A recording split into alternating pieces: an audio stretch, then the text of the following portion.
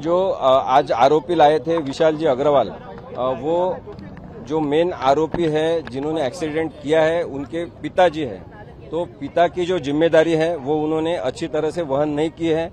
एक पिता की जिम्मेदारी होती है कि वो अपने बच्चे का ख्याल रखे, उसे अच्छे वातावरण में रखे, और जब पता है कि वो 18 साल का नहीं है तो उसे पब में नहीं जाने देना चाहिए, और जब उसके पास लाइसेंस नहीं है तो उसको ड्राइविंग के लिए इतनी बड़ी कार नहीं देनी चाहिए।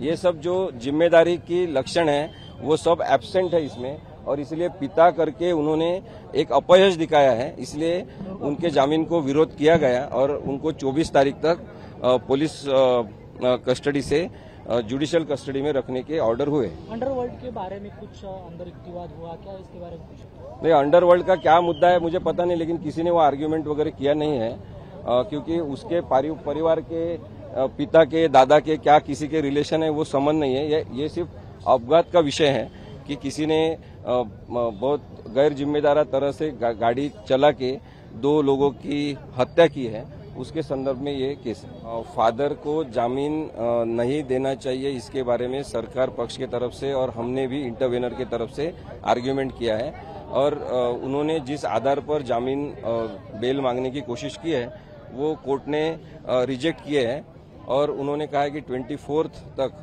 उनको जुडिशियल कस्टडी में रखा जाएगा। मुझे लगता है कि कानूनी तरह से कोई सोचेगा और देखेगा तो भी ये दिखाई देता है कि फादर है उसकी कंप्लीटली गलती है। उसने अपने लड़के को व्हीकल चलाने के लिए नहीं देना चाहिए था। उसके पास वो 18 इयर्स का नहीं है, फिर वो जा नहीं सकता है पब में, फिर भी पब में जाने की अनुमति देना ये भी गलत है।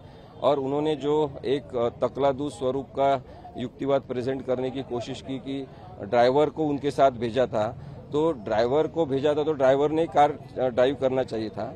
जिसके पास लाइसेंस ही नहीं है वो कार चलाएगा और ड्राइवर बाजू में बैठेगा, ये भी कंप्लीट इलीगल थिंग है।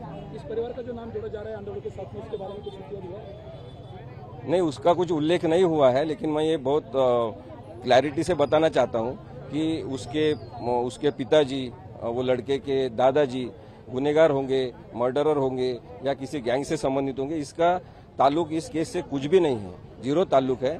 बिकॉज उसने गाड़ी चला के जिस तरह से लोगों को अपघातग्रस्त करके मार डाला है, तो ये उसकी पूरी जिम्मेदारी है, और उसके फादर की जिम्मेदारी इसलिए है कि वो 18 साल का नहीं था। इसलिए अंडरवर्ल्ड से संबंध कोई होगा या नहीं होगा, उसका कुछ संबंध इस केस से नहीं है। The case is well discuss now through out the nation, because the way in which the accident is committed was completely rash driving and driving under intoxicant influence.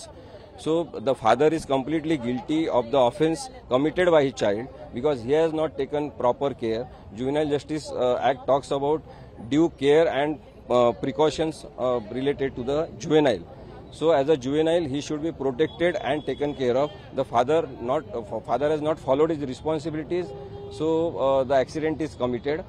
And the other thing is there is absence of proper provisions to be mentioned in the FIR.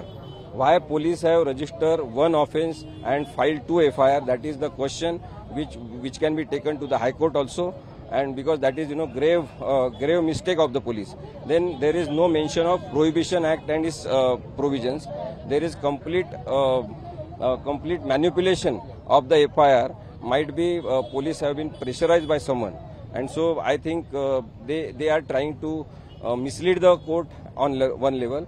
But now the matter is discussed in the society. That's why the societal pressure is compelling the police to be on the track of the law.